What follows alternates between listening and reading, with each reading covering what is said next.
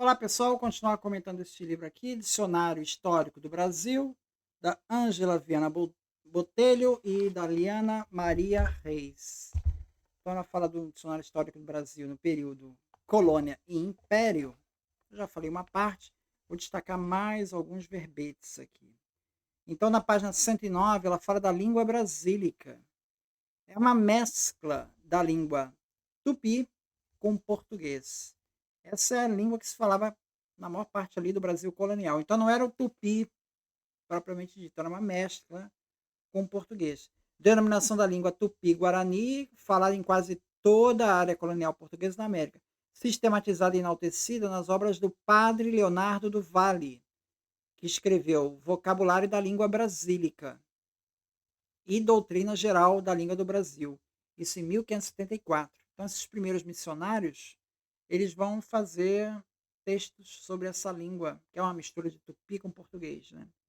Bem como na arte da gramática da língua mais usada na costa do Brasil e a arte da língua brasílica, cujos respectivos autores foram os jesuítas José de Anchieta, em 1595, e Luiz Figueira, em 1621. José de Anchieta e Luiz Figueira. Tá? Até o século XVII, a língua mais usada no Brasil era o tupi. Os colonizadores portugueses só conseguiram impor seu idioma no litoral, a partir do meados do século XVII, e no interior da colônia durante o século XVIII. O português foi tanto elemento de unificação e identificação como de aculturação do índio e do escravo, mas politicamente garantiu terras à coroa portuguesa, cuja posse se baseava no princípio do uti possidetis, ou seja, a terra pertence a quem ocupa. Essa língua brasílica é a mesma coisa que língua geral, só que essa denominação língua geral, ela só foi usada a partir de meados do século XVII. Em 1758, né, já meados do século XVIII, né, no período de Pombal, foi proibido por Dom João I seu uso e o ensino no Brasil. Aí é que veio a língua portuguesa. Então, no Brasil, os colonizadores só conseguiram impor a língua portuguesa durante o século XVIII, que aí veio substituir essa língua geral aí. Então, você veja que o português ele só vai se tornar obrigatório ali já de 1750 em diante, já no período do Marquês de Pombal. Então, perto da independência, né? Perto da independência, 1822, 50 anos, 70 anos já vai ter independência. Então, é um processo que boa parte do tempo ficou falando essa língua geral aí, que é uma mistura de tupi com português, tá? Boa parte do tempo. Tá? Outra questão é a questão que ele fala na página 150 do Quinto Império. O que seria o Quinto Império? Quinto Império é a designação de um império cuja origem lendária remonta aos movimentos de sebastianismo, que surgiram em Portugal e seus domínios ultramarinos durante a união das monarquias ibéricas. Império idealizado a ser erguido no Brasil, no qual o cristianismo e o judaísmo seriam consubstanciados em uma única fé, originado um período de 1000 anos de felicidade. Então, aquela profecia lá do Daniel, dos 1000 anos, né? Essa profecia estaria sendo realizada por Portugal, segundo aí o movimento sebastianista. Porque o rei português Dom Sebastião morreu na África. Tá? E criou-se a ideia de que ele ressuscitaria para vir trazendo essa nova era, em que o rei de Portugal viria para reforçar, trazer o império aí da Igreja Católica pelo mundo. Então ele é um movimento de caráter milenarista, que encontrou no português Pedro de Ratz Enequim um de seus intérpretes. Tá? O padre Antônio Vieira também era sebastianista, né? Também acreditava nesse quinto império. Esse visionário e cabalista, habitante de Minas Gerais, entre os anos 1702 e 1722, pretendia estabelecer o quinto império nas terras da América Meridional, onde Deus teria dado início à criação. Numa época em que Dom João V transferira aos coloniais o ônus do pagamento aos franceses pelo resgate do Rio de Janeiro, 1711. Em 1711, os franceses invadiram o Rio de Janeiro e exigiram um sequestro, um resgate, que foi pago. Né?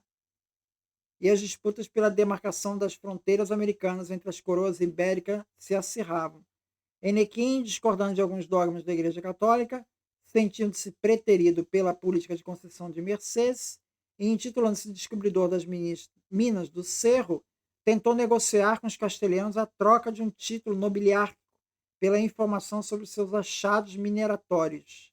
Não obtendo êxito, Pedro de Ratz retornou então à metrópole, onde tentou se aproximar do infante, Dom Manuel, a quem caberia, segundo o visionário, ocupar o trono do Quinto Império.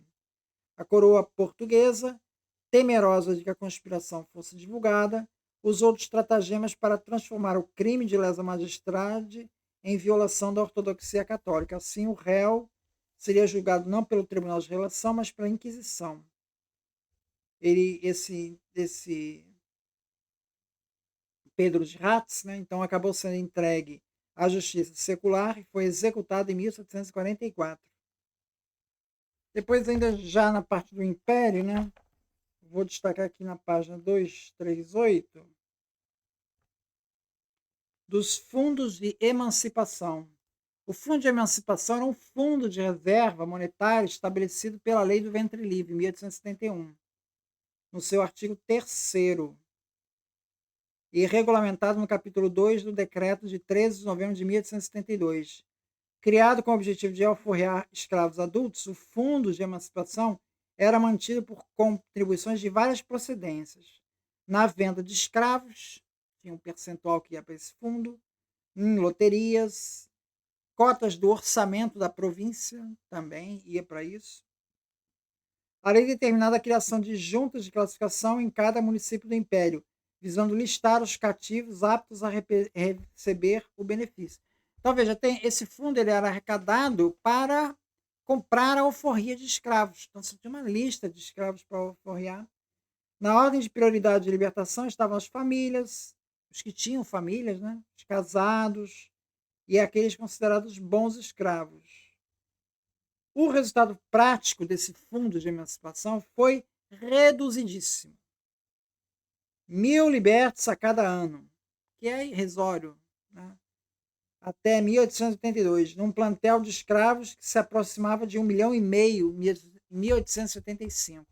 Então, você ter 1,5 milhão de escravos e ter 1.000 escravos beneficiados por esse fundo, assim, é só para constar mesmo, né? Não tinha efeito prático nenhum esse fundo de emancipação. O melhor, 278, ele vai falar aqui do positivismo. Positivismo que foi muito forte ali bem no começo da República. Né? Ali estamos em 1890, por aí. Então, o positivismo ele ganha força desde 1870 e fica forte até o começo da República. Teoria filosófica histórica, criada por Augusto Comte, em meados do século XIX. Para Comte, a evolução natural das sociedades haveria 3 estágios a serem alcançados: o teológico, o metafísico e o positivo. Seria o último estágio da sociedade, que, em linhas gerais, corresponderia ao escravismo, ao feudalismo e ao capitalismo. A humanidade só se desenvolveria com o crescimento das ciências exatas, matemática, física e a aliança de classes. A ideia de progresso e ordem era fundamental para o positivismo. Só haveria progresso humano e tecnológico se houvesse ordem. A partir de meados do século XIX, as camadas médias da população brasileira, especialmente do Rio de Janeiro, compostas de médicos, advogados, negociantes, intelectuais, entre outros, tornaram-se consumidores da literatura científica produzida na Europa e, sobretudo, do evolucionismo de Spencer e Darwin e do positivismo de Comte. O século XIX foi o século do cientificismo, da crença no progresso no Brasil, na transição das relações sociais de produção escravistas para capitalistas. As ideias positivistas foram difundidas nos meios acadêmicos e intelectuais, atingindo o exército. Então, as escolas militares é onde vai ser o principal foco aí desse positivismo. principalmente através das pregações de Benjamin Constant. Ele afirmava aos cadetes filosóficos que era necessária uma república militar e autoritária para que houvesse progresso no país. O exército deveria ter papel de destaque na direção do Estado, garantindo a ordem, indispensável ao progresso capitalista. Os militares seriam patriotas e puros, e os civis corruptos e desprovidos de sentimento patriótico. Essas ideias introjetadas pelos militares contribuíram para a defesa da abolição da escravatura, que o movimento positivista participou desse movimento abolicionista, e do movimento republicano. Então, ela aderiu à causa republicana, tanto que foi o símbolo ordem e progresso, que aparece na bandeira republicana, é um reflexo positivista.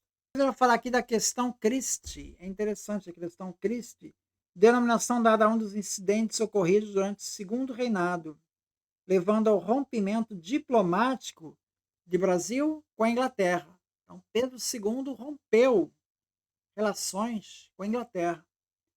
O primeiro aconteceu, teve dois incidentes. Né? O primeiro incidente aconteceu em 1861, quando o navio inglês Prince of Wales afundou no Rio Grande do Sul e sua carga foi roubada pelos brasileiros. Apesar de todos os esforços, as autoridades brasileiras não conseguiram encontrar os culpados.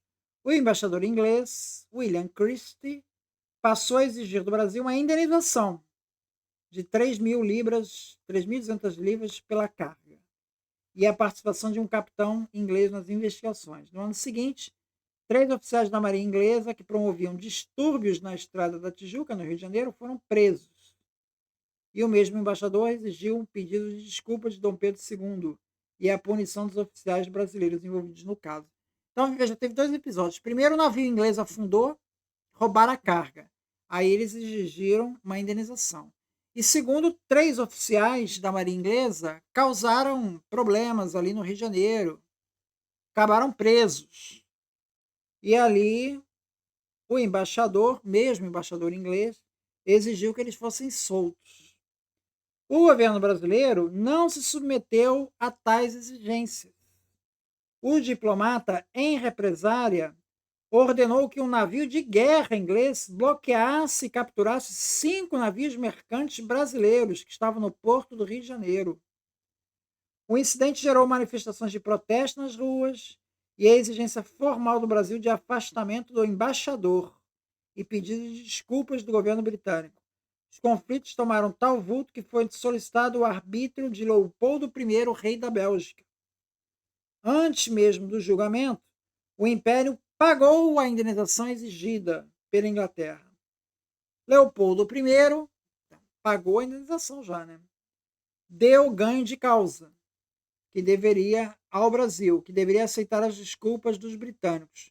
Mas Pedro II não aceitou, levando Dom Pedro II a romper relações com a Inglaterra em 1863.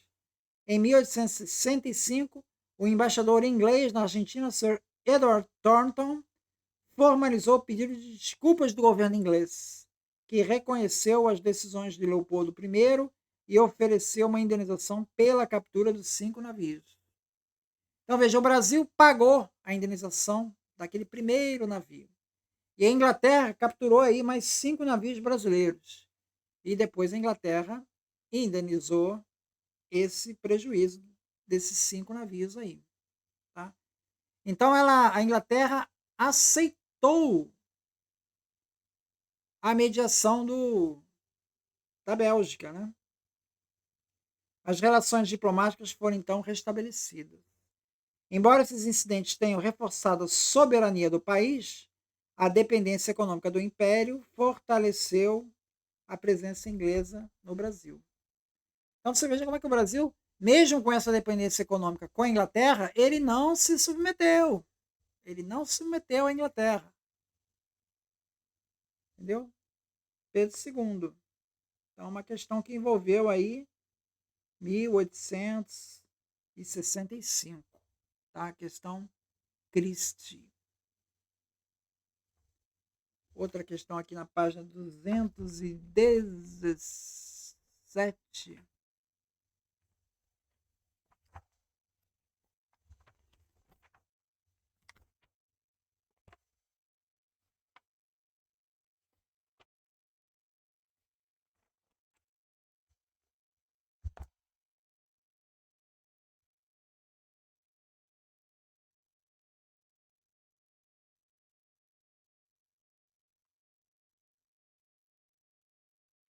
É isso então. Muito obrigado então.